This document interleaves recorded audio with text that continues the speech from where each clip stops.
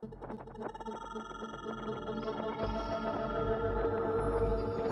saw the city in the deep, deep distance that was dark green and all these lights flickering and clouds flowing over it. And this all started after tremendous geometric patterns that are incredibly rapid that you cannot describe to anybody. They're so fast. After those had slowed down, I saw this city in the deep distance. So I was sort of watching that, and then this ball of light goes right past me, right in front of me, like, what was that? It didn't scare me, except it was so close. After that, I started looking around. It's like you're in this place, and you're going, why am I in this place? And then I noticed that there was this woman off to my right with a real long nose. She had green skin. She was turning this dial, and I realized she was turning the volume of lights up and down on the city in the distance. And as soon as I looked at her, she noticed I was watching her. And she said, so what else do you want? I said, what else do you have?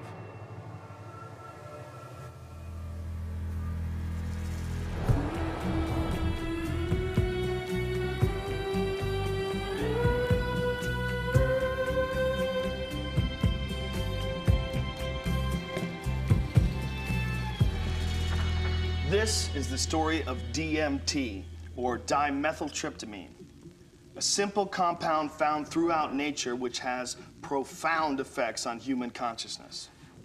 One of the things, besides what it does, one of the things about DMT that always fascinated me was the fact that it's such a simple molecule. DMT stands for dimethyltryptamine, NN-dimethyltryptamine. If you actually look at the ring structure of DMT itself, you only have really 4 positions that you can attach things to. So you can make diethyl or dipropyl. There are some other types of carbon chains you can attach to that end that do give you compounds that have activity, but very different from DMT. It biosynthetically, it's 2 steps from tryptophan, right?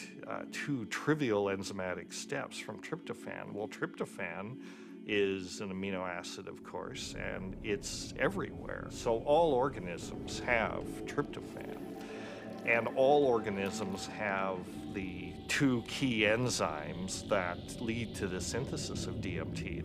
And these enzymes are very ancient enzymes. They're all over the place. They're, again, part of basic metabolism.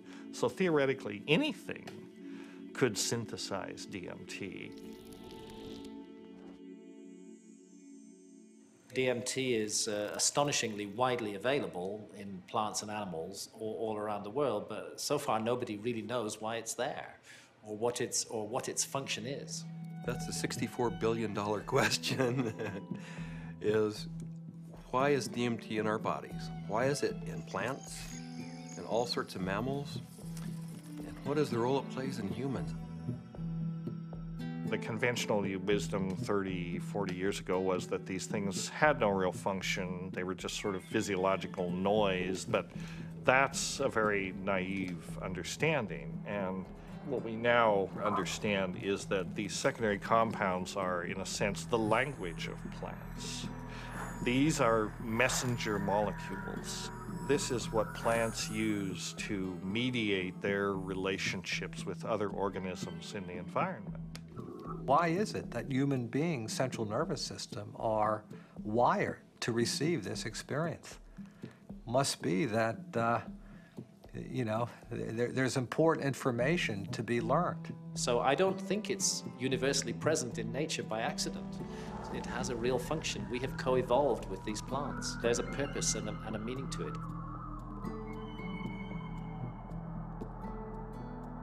So it really fits in with the notion that DMT may be the common molecular language, resonant language, among all living beings on this planet and maybe others as well. I can't think of a more powerful tool to explore the whole question of what is consciousness. these substances are tools that can be used to expand awareness in all areas of life and apply that expanded awareness for the betterment of people's lives and their communities, their families, and our society. The good news is that there's a growing number of Westerners and actually intellectuals, scientists, artists, movers and shakers, filmmakers, and so on, who realize that this stuff is all too interesting just to go on keeping it swept under the rug. And meanwhile, the Inquisition was a long time ago. The birth of rationalism was a long time ago.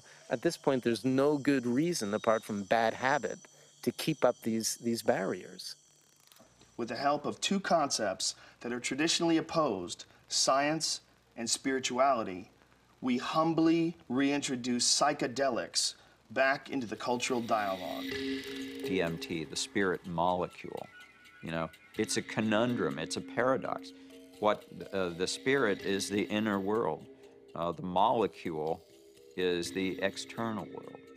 So the psychedelics or entheogens take us from the science to the spirit.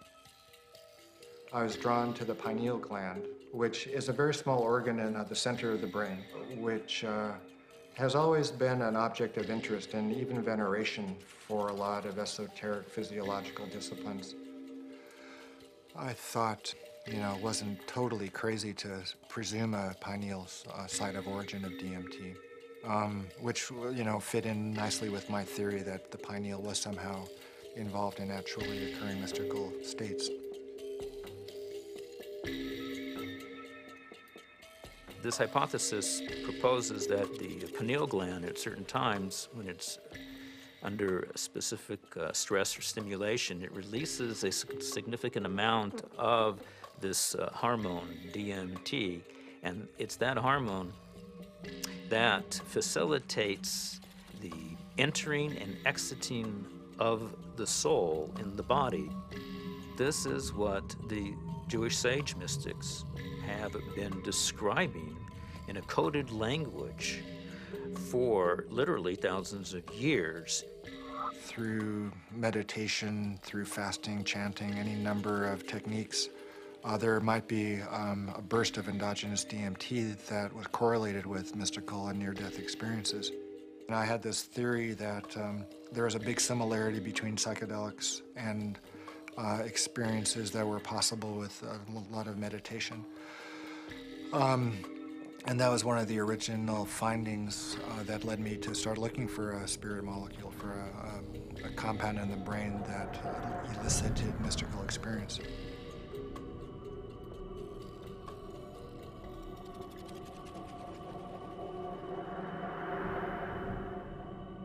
I think there may be a role for DMT in explaining any number of hallucinatory phenomena, you know, that man has experienced, you know, throughout his history.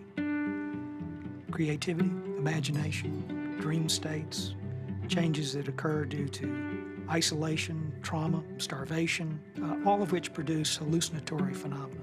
These hallucinatory phenomena are explainable by the presence of compounds known to produce hallucinations. And the only compounds that we know of that are capable of doing this are the class of compounds known as hallucinogens.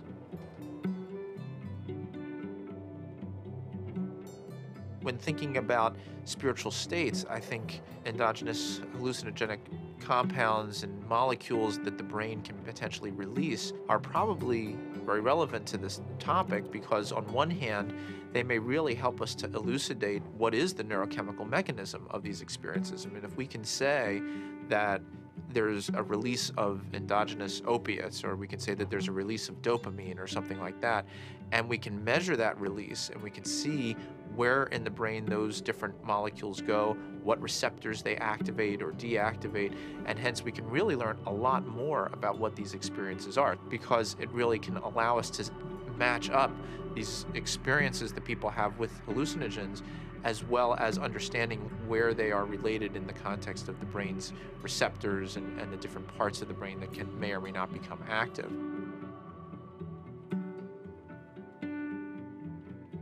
One of the other interesting things about the pharmacology of DMT is that it's actively transported into the brain.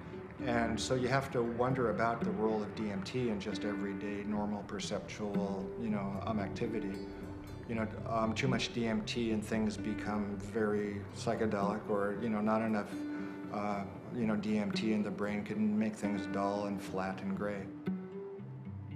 There's something that, for me, makes sense about DMT. You called it the spirit molecule. It might almost be called, the reality molecule. Philosophically, it makes sense that something that would be so fundamental to the way we perceive reality would be imbued out there in reality.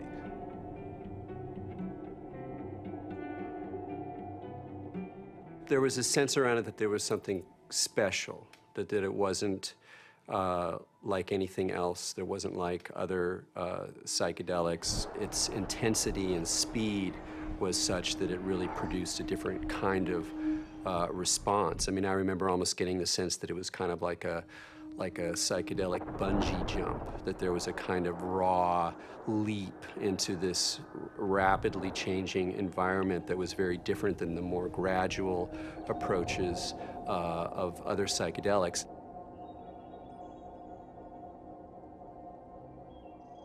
Smoke DMT is sort of like the drive-by shooting of psychedelics. You're in one place, bang, you're in another place, and then bang, you're back down. So it doesn't leave a whole lot of room for that narrative of who am I, what am I doing here, why am I in this space, what am I learning? It's almost like there was too much information to process in that few minute span to integrate once you drop back down. Dimethyltryptamine, when it's administered, has a very rapid onset and a very short duration of action. This is because it's very rapidly broken down by the body so that it can be cleared. DMT is rapidly degraded by an enzyme in the liver called monoamine oxidase, or MAO. That's the reason it's not active when you take it by mouth. Whereas psilocybin, when you take it by mouth, it's not broken down by monoamine oxidase very quickly at all. So it gets through the liver and passes on into the bloodstream and into the brain.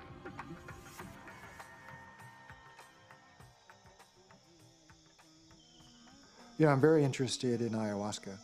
When I began my studies in the early 1990s, ayahuasca was just starting to make inroads into the West, but it's obviously become a lot more popular in the last 10, 15 years. And the visionary ingredient in ayahuasca is DMT. Through some amazing feat of pre-literate chemistry, the Amazonian natives stumbled upon or combined whatever. I don't know how they did it, but they found that one plant contains DMT and one plant contains an enzyme inhibitor. Combine them, you can drink DMT and it's orally active. So it starts working in a half hour, lasts for 3 or 4 hours. And you can, maneuver a lot more comfortably within that state than you can when you're just smoking it or injecting it. Orally active ayahuasca tends to pick you up and gently carry you into the space and hug you and embrace you and clean you and show you all sorts of mystical visions, and then it very gently brings you back down like you're floating on a feather back to the ground. As valuable as my DMT experiences have been, I feel that there's a lot more enduring value, really, in this folk technology, which stretches it out and makes it a navigable space. Our whole Western, European-derived tradition of distilling alcohols and isolating chemicals and making everything stronger and taking it out of nature and putting it into the biggest punch that we can, I don't think that generally that's the most useful way. I think there's a reason that cultures have learned to turn a 5-minute experience into a 5-hour experience. It seems to me that ayahuasca has had a plan and that it's reached out into the world and brought DMT into many, many thousands of lives in a much bigger canvas than it had reached for the last 10,000 or however many years. And it's done it very rapidly and it's done it with form to go with it. And ayahuasca is much harder for the power structures that we have now. It's much harder for them to put down because it has been part of a legitimate religious and spiritual practice for thousands of years, certainly in the Amazon. And we can't just dismiss all that as primitive mumbo jumbo and superstition. We have to get to grips with that on its own terms. I think that there's a growing number of people who feel this desire to get back in touch with nature, with plants, with animals, and who know that through the shamanic path there's a way of doing this, and that actually these tools, these psychoactive tools for plants like ayahuasca is a very direct way of doing this. Now, it may not be everybody's cup of tea, and I think a lot of people are actually, with reason, afraid of it.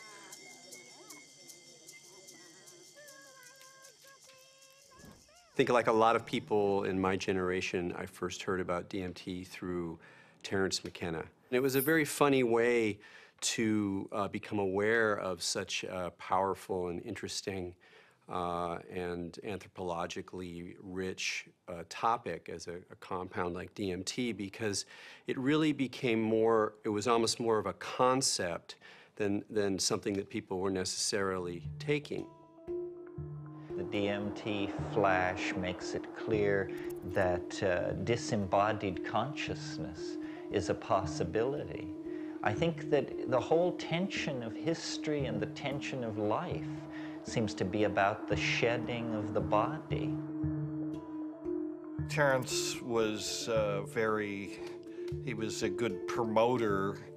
Basically, he said it's the ultimate metaphysical reality pill. And even though it's not a pill, but I thought that was a pretty good characterization after I took it. It seemed to be of a different order than LSD and mescaline and some of the other things that were around. DMT really did seem to be a whole other level of experience.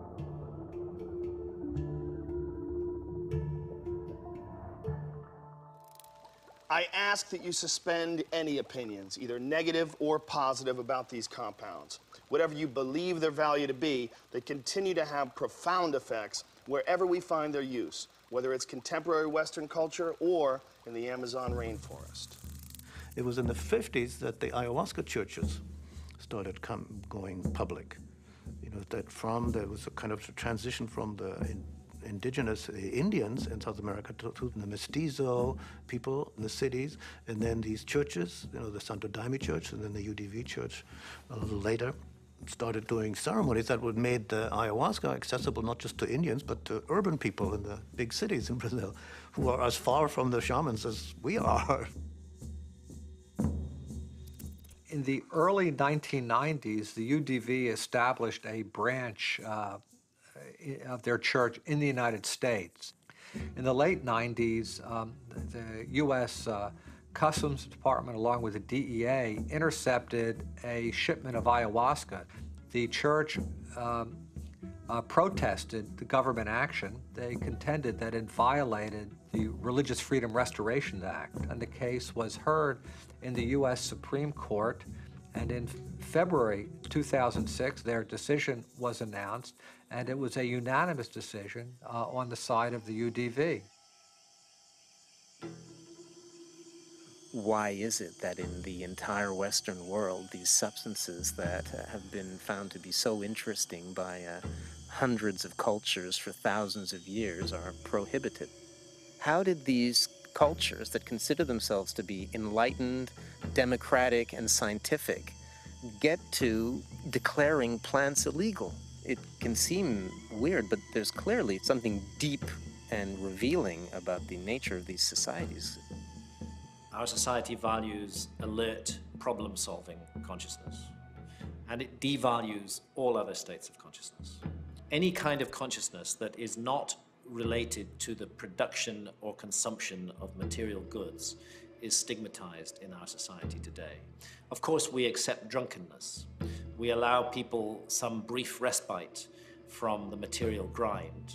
A society that subscribes to that model is a society that is going to condemn states of consciousness that have nothing to do with the alert problem-solving mentality. And if you go back to the 1960s, when there was, a tremendous upsurge of exploration of psychedelics, I would say that the huge backlash that followed that had to do with a fear on the part of the powers that be, that if enough people went into those realms and those experiences, the very fabric of the society we have today would be picked apart, and most importantly, those in power at the top would not be in power at the top anymore.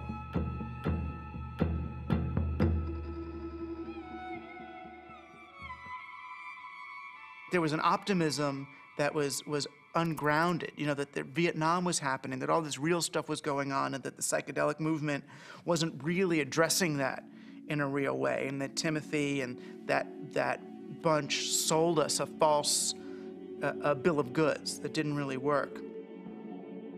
We are now, whether we like it or not, in the psychochemical age. In the future, it's not going to be what book you read, it's going to be what chemicals do you use to open or close your consciousness. Chemicals can help us learn faster. Chemicals can help us expand or contract our consciousness.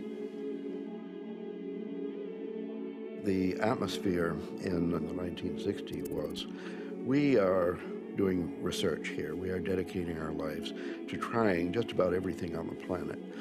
So we would try it, then we would talk about it, then we would evaluate it. We regarded ourselves more or less as spiritual pioneers. I mean, the way I look at the 60s, you can see it as a kind of failed attempt at a mass cultural voyage of initiation. So people would try to go out into these other realities, but they didn't have a basis for it. There weren't wisdom traditions and elders. There weren't like connections of shamanic lineages. So people would go out and they would kind of like smash apart. Timothy Leary really so discredited a scientific approach to studying this because he started off doing interesting research and then got into advocating use in a way that was incredibly threatening. Culturally, we reacted, and politically, it became impossible to do this sort of research.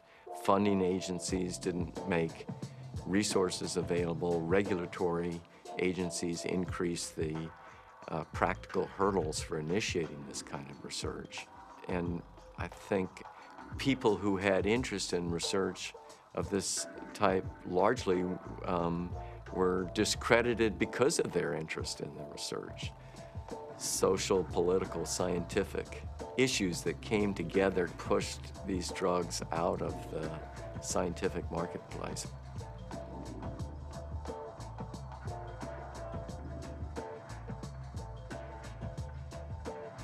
The public opinion in many cases had become that psychedelic research was dangerous. The lay public was uninformed about the true nature of these compounds and what their importance may be in the understanding of perception itself. One of the tragedies to me is that the clinical research on these substances pretty much stopped around 1970. And for me, it's especially tragic because I really believe that these substances played a major role in the development of our philosophy and thinking throughout the world. What a lot of people don't realize is that psychiatry, up until the 50s, the field in general had no concept that neurochemistry played any role in emotion or behavior, which today seems really bizarre. And the discovery of LSD and its potent effects on the human psyche occurred almost contemporaneously with the discovery of serotonin as a molecule in the brain. And it was really when people looked at the structure of serotonin and compared it with LSD that they really began to think, maybe neurochemistry plays a role in brain chemistry and behavioral states. If LSD had not been discovered, I doubt we would have had any of the drugs we have, at least not as quickly as we do for treating depression and so forth. Once these drugs became abused and scandalized, psychiatry had to really work hard, to distance themselves from any valid scientific scientifically meritorious relationship with psychedelics. Being a psychiatrist and saying you want to learn or study about psychedelics, it's not that well received. And I made one mention one time and was discouraged from really bringing it up again for actually a number of years. For cultural reasons, the whole class of compounds got pulled off the clinical bench, and no research has gone on for 40 years.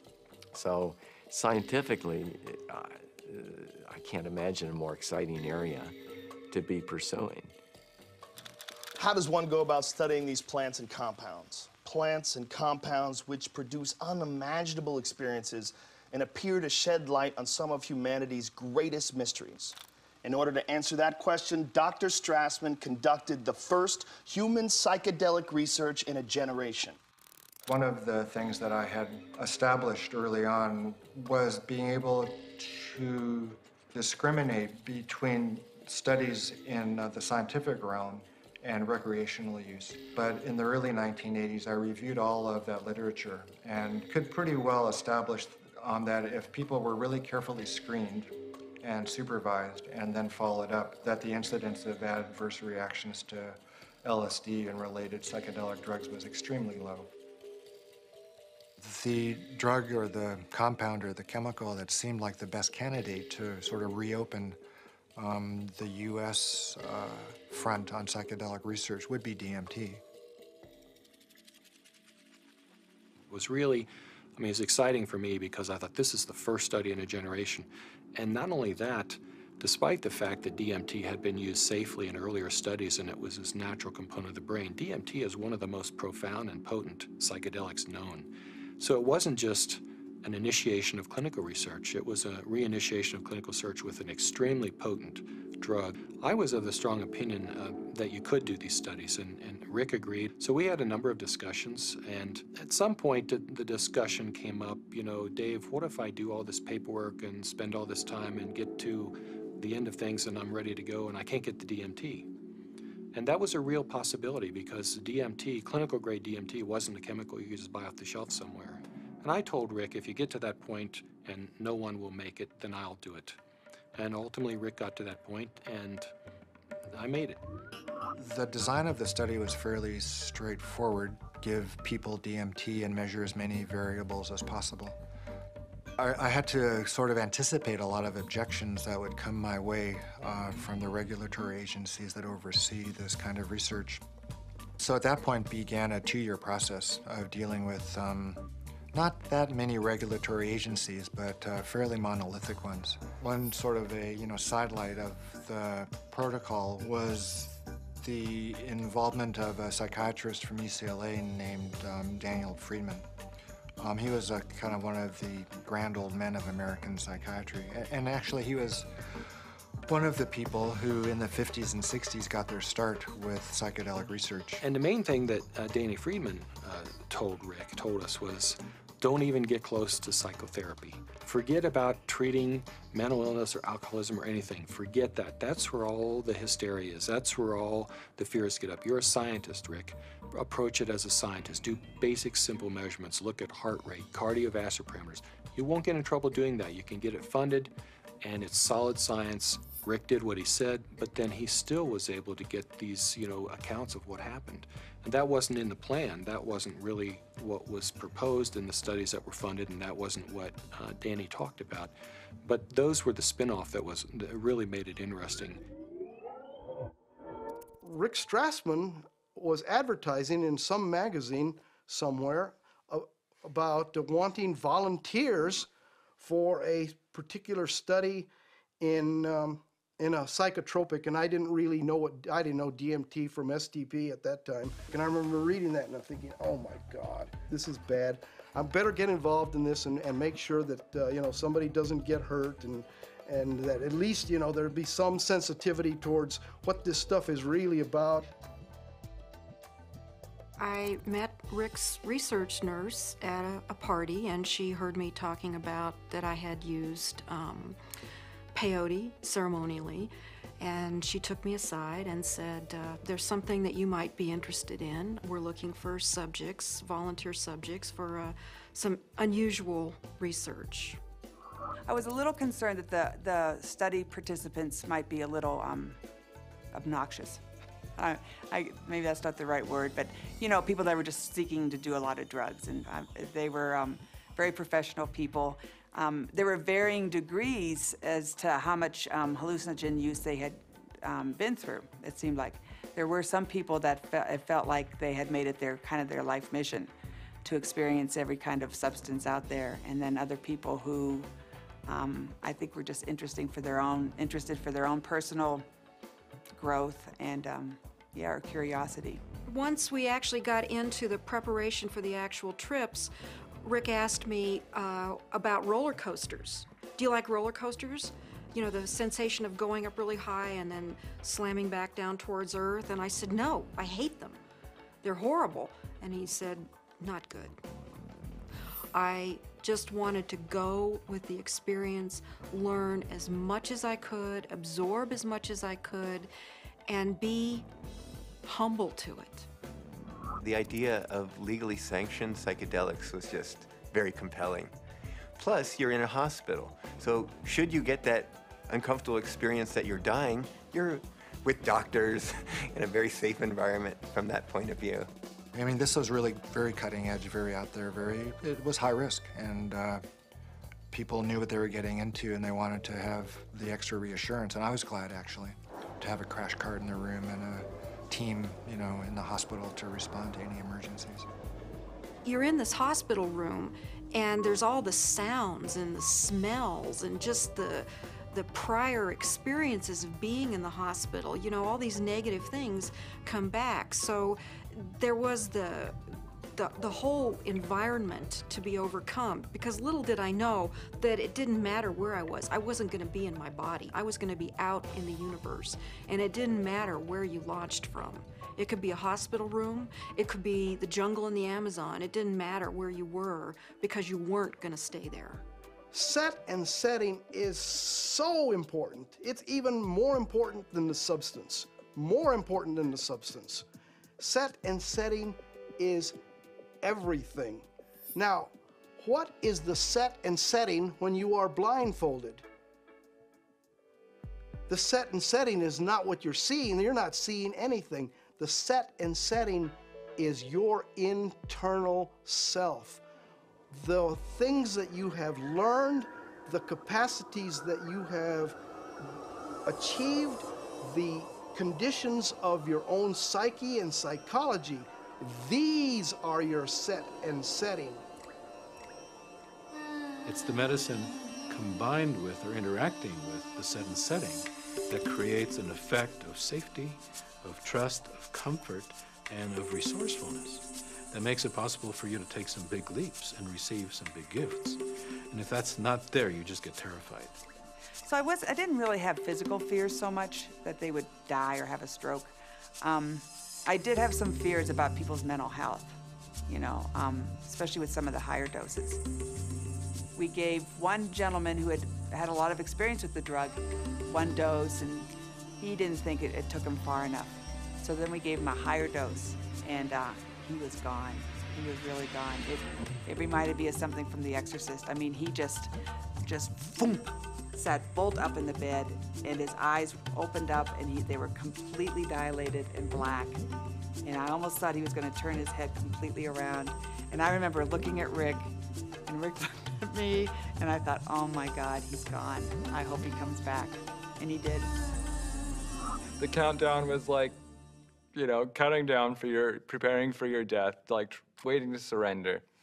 And you'd feel the coldness, and the coldness just going through your veins, and it's really indescribable. It's hard to, you know, it's like ice going through your veins.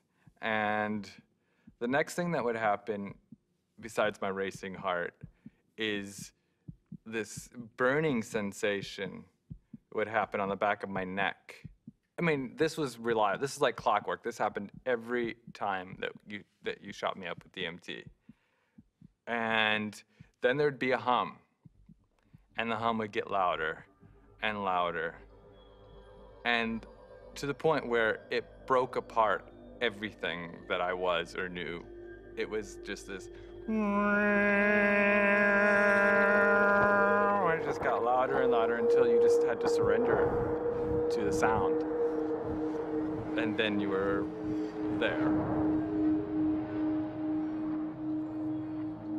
I would get a warm, full feeling, a golden feeling in my chest before it went to my head. And I'd feel this warm rod, about 1.5 inches in diameter, start growing up inside my central channel. It would come up and sort of slow, warm up my chest, go up through my head, and slow down and put tremendous pressure in my sinuses behind my eyes, and slow down. Start to grow and distend the skin behind my forehead about 1 inch, behind my hairline. And when it had, I was afraid it was gonna pop my skin a few times because it was a very physical feeling. About 1.5 inches, 2 inches above my skull, when it popped through there, then the psychedelic trip would start. I thought I died. I saw the white clouds, you know, the Renaissance white fluffy clouds with the gods and the angels and all that stuff is what I saw. I thought I was dying and going out, but I did take a quick look at Cindy and a quick look at Rick because I had my eyes open, and they were both there watching, looking very calm, and I go, oh, that's really good news. My body looks fine.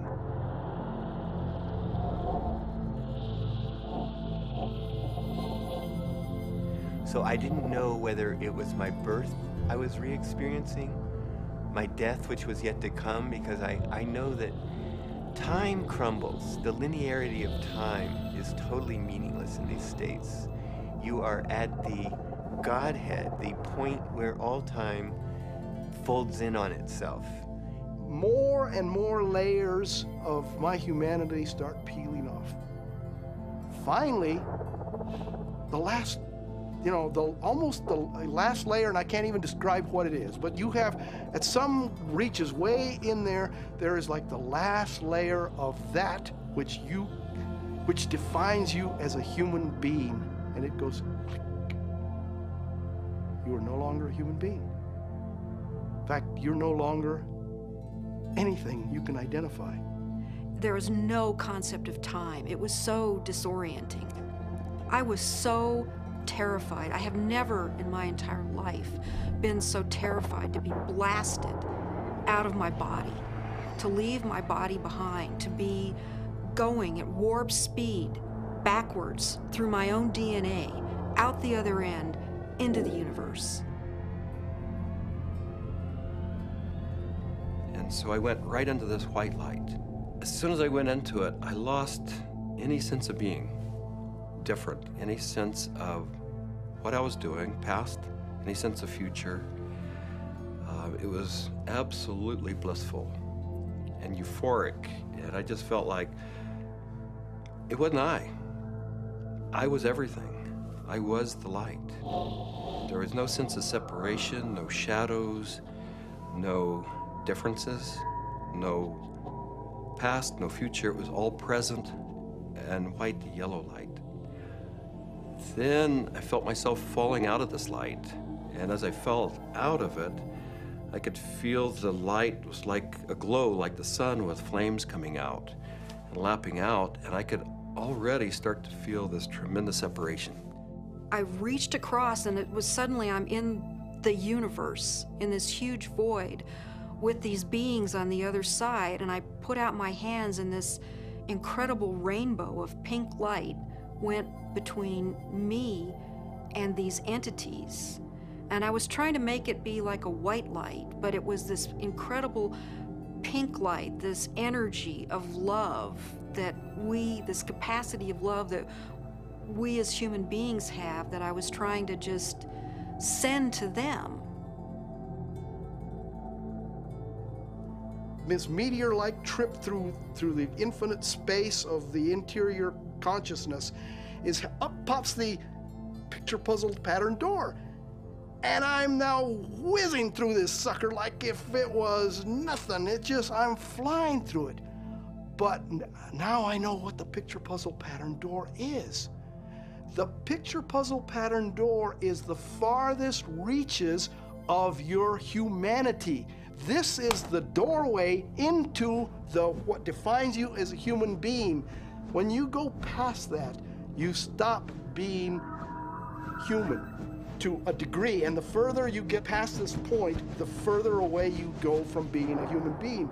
But right here, this picture puzzle pattern door is everything. It's everything. It's what defines you as a human being. This picture puzzle pattern door is you. This is like the actual core of where all of reality is emanating from. This is where meaning comes from. Symbols were pouring out. They were intertwined. Every symbol and letter and in every language was pouring out of this point. And I looked around at my environment and I was trying to absorb everything, to understand, but there were all of these machines or structures or things that I had never seen before, that I had no idea what they were. I was like a caveman in a computer lab. I didn't have any idea, but I knew in my intellectual awareness that this was a very advanced civilization or life forms or whatever they were. They were so far advanced from what we know here on Earth. There's one state of, I call it the hobby horses, and they're interlocking, reticulating, vibrating hobby horses. And I use that's what they seem like to me. They interlock and they form a visual pattern that seems infinite in scape. And then you're on the inside, outside, inside, every side. And so it's less possible to use, words sort of start to escape you. The texture of the space was very much like an animated Mexican tile. It seemed to be hyper vivid in color, in a Technicolor sense, but also very clay-like and earthen, like with an earthen, pointing towards earth, but not really being of earth. And there was no I. There was just a sense of a witness being suspended in this incredible vaulted space, like a cathedral made out of stained glass of all imaginable colors. Unbelievable brilliance and saturation of color. Just this amazing pattern in this dome, this gigantic dome. It felt like the size of of a small planet. And there were these winged beings. I don't remember exactly what they looked, but were like angels, something like angels, that were majestically kind of flying through the space. But there was something about the quality of how they were flying that was unique. I'd never seen anything like it. It was like, I don't know, the sense of another realm that was there. My sense was at some point, there was this implicit sense, this is the divine realm. This is the divine realm. And it was not like a thought, but it was like this implicit kind of grokking recognition. It was all very, very impersonal until I got to the space where I realized that I was in the area where souls await rebirth. And I was there, and I had been there so many times before. I recognized it, and this incredible transcendent peace came over me. I have never in my life ever felt such peace. Everything was stripped away. Every hope, every fear, every attachment to the material world was completely stripped out of me. I was free to just be the essence of a soul. After the medicine wore off, there is that familiar sensation of kind of coming back into the body. And I do remember that. That was part of almost all of those experiences of kind of coalescing back into sensory awareness and a sense of having a body and of that becoming a little more substantial. And then say, oh yeah, here I am. And I live in a body and I'm okay. So Laura removes the eye shades. And I ask, not really with my eyes open quite yet, I ask, how long was I gone? Because I needed to know. And Rick chimes in like 15 minutes.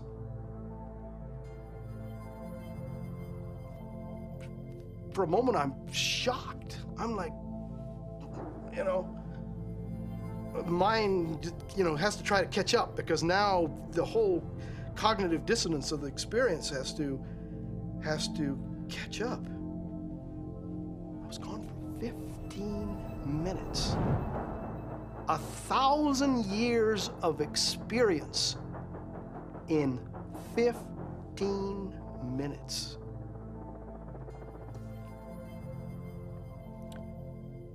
Well, to say the least, it was profound. It was profound. I mean, it's amazing. I mean, it's amazing what a human being can experience in a hospital bed. I mean, they can experience almost the whole universe. You know, life, death, everything in between. This is not some recreational thing, and I don't believe anybody should enter this lightly. It is life transformative. It will perhaps shake you enough to realize, you know, that you need to be awake to the fact that you don't know, and that is the beginning of starting to know. What we see here is such a tiny part of what is real. I get really frustrated because, of course, there's no way to prove that where I went was deep space, that I encountered, you know, other entities, other life forms that exist in this universe. At some point, maybe our civilization will become advanced enough and we will throw off these anchors of impossible thought, that these things are impossible, that it's not, you know, that everything that exists where we can see it. I wrapped up the studies in '95 and really just had to take a break for a couple of years. I was aware of a growing sense of discomfort with what I was doing because I just couldn't explain it. And it seemed to me if I couldn't model and explain what was going on that I was doing and just, you know, bringing people to the edge of these kinds of experiences, it seemed like I ought to. That it was a little irresponsible to be sort of pushing people off the cliff like that without really knowing exactly what it was and accepting and understanding and feeling comfortable with that model. And, you know, I think what began dawning on me after a while once I stopped the study was that I was really dealing with a spiritual phenomenon. What do these experiences say about the nature of reality, the nature of our minds, or the function of our brain that we can so quickly shift into these alternate realities? Let's take a step back and consider how these experiences inform us about ourselves, our consciousness, and the symbiosis of the two. It started seeming to me that what was happening with DMT, particularly with respect to some of these reports of entering parallel or alternate or freestanding parallel sorts of realms of existence, is that indeed was what their consciousness was doing. The chemistry of their brain, which is the organ of consciousness, was being changed by DMT in such a way that they could then receive information that we weren't able to receive normally. Yes, there's the experiences from DMT and ayahuasca, and they have their function. But if we'll also look at what it enables us to see, it just rips that filtering mechanism away for a few minutes. And for a few minutes, you're immersed in sort of this raw data sphere of input, of sensory input, of memories, of associations. I mean, it seems like the brain builds reality out of these things, what you're experiencing, what you have experienced, and how you associate and synthesize these things together to tell yourself a story, essentially, about what's going on, where you are in space and time.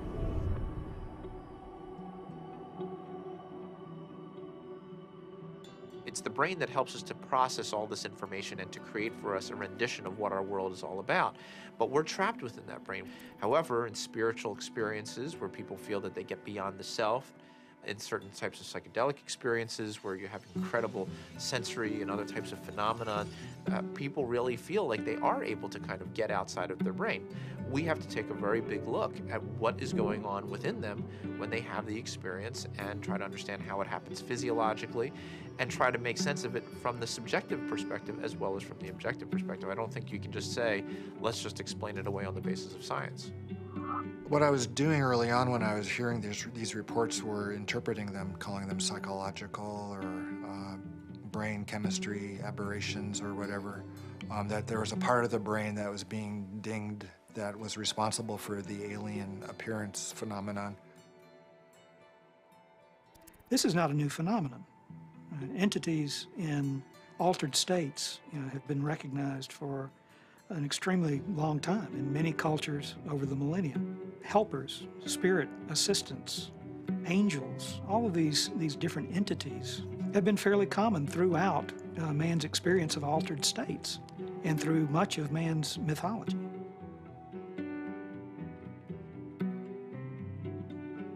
I don't think it's out of the realm of possibility that people are in some way interacting with some sort of an intelligence or sentient being or something that exists at some level that's not in this three-dimensional physical plane. I'm looking at it from a sense of, okay, is the drug healing you? Is it helping you? Or is it giving you the tools? What are you bringing back? What you bring back, I think, has to be something more than there are these entities out there. The best psychedelic explorers are people who realize that even the truths they see on a trip are not truths, but new models, new what-ifs, alternative frames.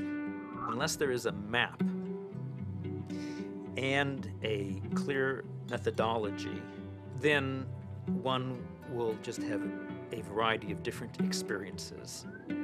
All these various experiences that have been reported from NDEs, near-death experiences, alien abductions, alien encounters, sexual ecstasy, I believe all of these experiences, in fact, are fractals. If we understand the concept of fractal geometry, no matter how small it is, it contains everything that is in the larger picture. And thus, that validates profoundly all these various experiences. Discount the phenomenon as hallucinatory or imaginary. I think it's maybe more useful to look at a mechanism of action. If it is real, then perhaps how does it work? Look, there's extraordinarily regular phenomena that come up with these things that are clearly linked in many ways to these larger human issues around mysticism or religious experience or encounters with other entities. And here we have it. And if you can't go in there and really go in there and account for this material inside your neuroscientific framework, you're leaving a huge gap. You got to account for this stuff the way you got to account for dreams, the way you got to account for all sorts of psychoactive responses. Using DMT as an explanatory model, as kind of the mediator between our consciousness and the consciousness of a non-corporeal sort of reality, it's handy. With DMT, there are no words. I would try to wrap mathematical vocabulary around the experience afterwards. I specialized in the metaphor of vibration and how vibrations in fluids created form in fluid, and that would be the key to the relationship between the spiritual realm and the ordinary realm. This was the window that was opened by DMT. Using psychedelic drugs or other types of pharmacological substances can help to induce a state where people feel that they touch a deeper sense of reality, where they understand reality on a more fundamental level, and they gain a great deal of insight and knowledge into the ways in which the world works and how they are, as a human being, supposed to relate to that world. DMT is somehow, it seems to me in my experience, more of a breakthrough than LSD, mushrooms, peyote, and so on. It's instructive. It's more supportive of future evolution and the creation of the future. And it is in itself more of a mystery. How could this little stuff produce something that has intelligence, that is actually a doorway to another reality? So what is the nature of reality, and what is the nature of how we as human beings experience it? Can we understand it better? Are we capable of understanding reality on some very fundamental levels? And what do we need to do in order to prepare for that? You know, there are parallel universes, it seems, at least that's a theory in modern physics. There is dark matter, which is a huge amount of the matter of the universe, maybe 95% or more. As radical an idea, it's just a logical extension in some ways of, instead of using a machine to see more than we normally can see, we're using the brain. There are fields which are undiscovered so far, which have nothing to do with anything that is discovered so far. The gravitational field, was unknown before the year 1604. The electromagnetic field, unknown before the year 1830 or something. All of these, what we call the fundamental fields of mathematical physics, are new discoveries. Dark energy is also even newer discovery, and beyond that are maybe more discoveries yet coming beyond our cosmos itself, in higher dimensions, as they say.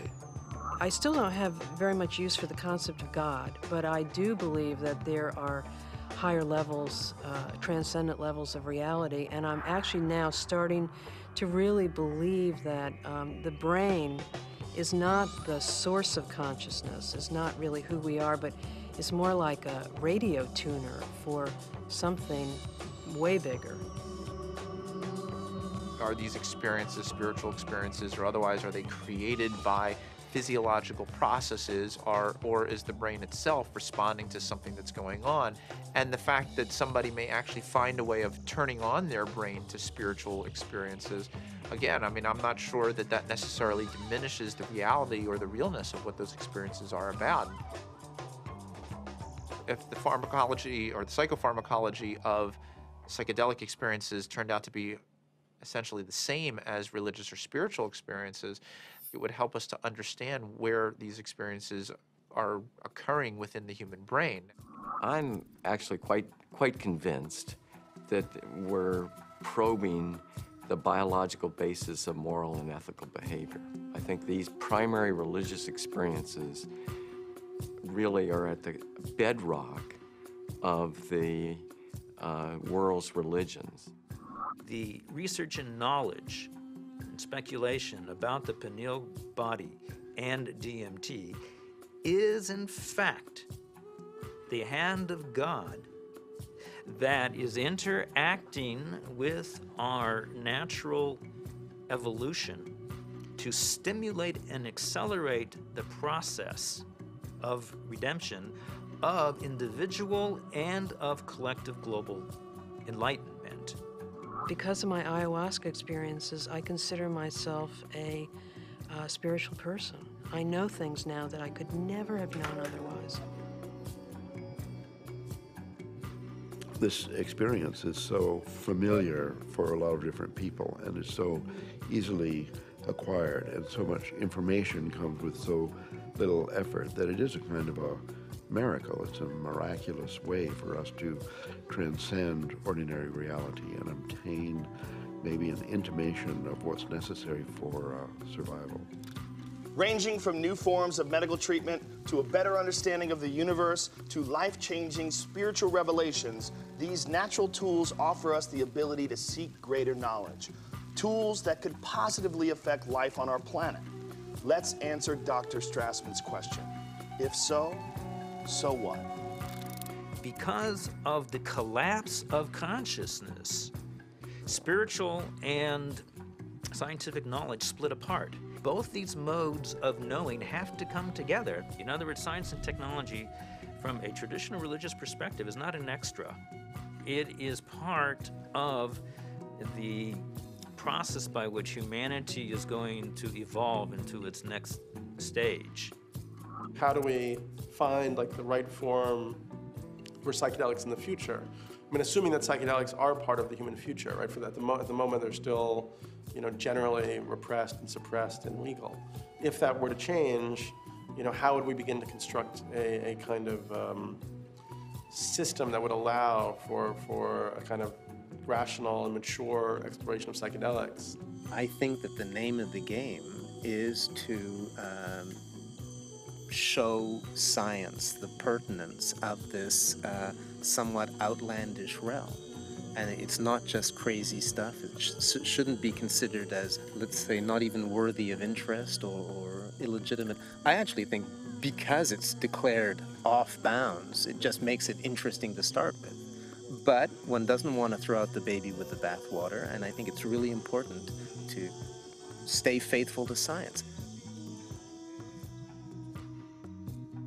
What does it mean? Why is there a part of the brain that seems to be, for lack of a better word, a God detector? What's the evolutionary advantage to having some part of the brain that seems to, trigger and mediate experiences of the transcendent? The Kabbalah is revealing to us that the pineal body is actually the very edge of the higher dimension that is penetrating into our lower dimension, and it is located precisely in the middle of the brain. I can remember reading about Descartes, thinking that it was actually the interface between the spiritual dimension and the dimension of matter. And I remember studying that as a foolish idea from our history. And now it seems actually like a very interesting idea. What we are looking for out there is really in here. It is the doorway. It is the gate. So we focus on the transformative effect of the psychedelics. But it's also true that the reverse is true, that it requires transformation in order to embrace psychedelics. It's one of the tricky paradoxes of postmodernism that psychedelics both require and produce a transformative effect. We have severed our connection to spirit. That's what our society has done. It has sought to persuade us that the material realm is the only realm, and the only way we're going to recover is to reconnect with spirit. And I truly believe we need the help of the plants in order to do that. Part of our work is to respect these medicines and then to change the culture enough that people doing them can be respected and held. And not everybody needs to do them. Not everybody should or wants to. But that it isn't pushed to the side. And so part of that does involve then research, because that's how in our reductionist society we validate things. With the passing of the years and the opportunity for sober reflection, I think there's a growing appreciation that there may be something to gain from studying these compounds, that there's a lot we can learn, and there may very well be treatment models, particularly for patient populations for whom conventional treatments are ineffective, for whom the psychedelic model, when utilized optimally, may provide great benefit. I think the most important thing that we could do right now that would be fairly straightforward to do is to ask and answer the question of whether ayahuasca could help people who have drug and alcohol abuse. And given that we know that DMT and similar alkaloids have a very strong effect on the same receptor sites that are involved in depression, and the notion that most people, in my experience, who use drugs and alcohol are self-medicating a deep depression or an anxiety. I've had permission now over the last few years to utilize psilocybin, which is the active alkaloid in hallucinogenic mushrooms, in the treatment of patients with advanced stage cancer who have anxiety. We're treating the anxiety, not the cancer. Now, psilocybin is 4-phosphoryloxy-NN-dimethyltryptamine. So obviously, from a chemical structure point of view, very similar to DMT. Ultimately, what I want to do is see these things used in the way that they were used traditionally, to heal people, help people. And right now, helping people come to terms with dying. It changes your whole relationship to your death, your impending death. Believe it or not, you're gonna die. And now, with this tool of having crossed over already, some of the fear around that will disappear. Now I'm beginning to wonder whether consciousness may actually survive biological death, that maybe the model that we've been working under in psychiatry and the behavioral pharmacology model is just wrong. It's backwards, actually. That consciousness is primary in the universe and matter is a result of. Utilizing substances like DMT or 5-methoxy-DMT may really help us prepare by practicing a transient dying experience. Thus far, we're observing very positive effects in regards to the nature of experience during the session and then subsequent effects on mood regulation and anxiety control, pain perception, and overall quality of life for cancer patients. By and large, our subjects do quite well in the time they have remaining. For those people who do come to terms with it, part of it is a recognition that these psychedelics open up a space that they weren't aware existed and sort of give them a vision of what could be past death, as well as a better perspective on the accomplishments they've made in life, a better feeling about what they've done in their own lives. But I think all people who have psychedelic trips and meditations and so on are poking more or less into the same higher realm and receiving some information from there. If we can develop this could be absorbed into ordinary science that we could approach with the scientific method and so on, then our intelligence, our capability of survival on planet Earth would be increased.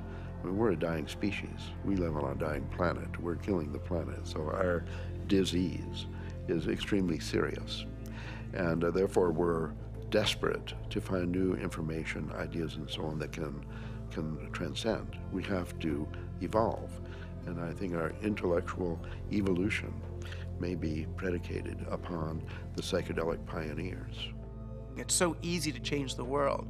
I mean, and that's the kind of thing that you can see on psychedelics. If you don't get trapped in the beauty and awe of the psychedelic experience itself. You know, it's like looking through the chandelier of reality from a different vantage point. You know, you can now project through those crystals in another way, and it's beautiful. But, okay, now come back, now come back.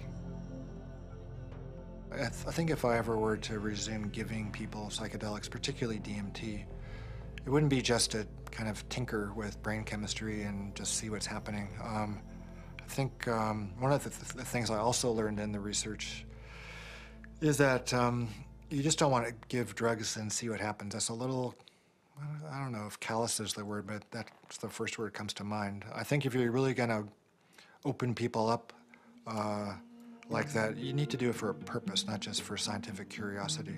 And I'd like to be helpful rather than just sort of smart or clever. To my mind, is this kind of two-edged sword of simultaneously opening up to the numinous world, to the world of messages, the world of spirits, the world of entities, and at the same time rigorously taking that material into the acid bath of neurology, into sociology, into the ongoing construction of reality. And that the wisdom that these things bring is this kind of very tricky mixture of authentic religious experience with gods and messages and clear signs, and a sort of remarkable mirror of the mind. The curiosity, perhaps the uniqueness of the human creature, is that we live in both realms. We have the ability for spiritual experience, and we have the ability for physical experience. The agenda of the spirit world, if there is an agenda, is to allow us to experience our full potential and to deliver our full potential. And maybe the choices that we are making right now as a civilization and a society rebound far beyond ourselves. And I think DMT is a forcible reminder that there's a lot more about reality, the universe, ourselves, the biosphere, whatever, that there's a lot more to it than we imagine.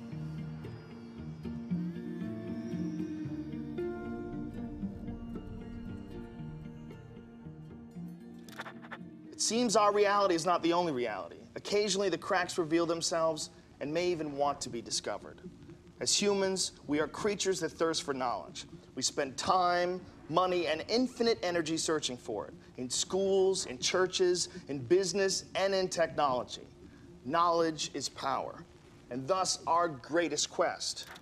Dimethyltryptamine, a molecule with a complex name and the simplest ability to unlock the door to another dimension, and perhaps, just perhaps, our future evolution.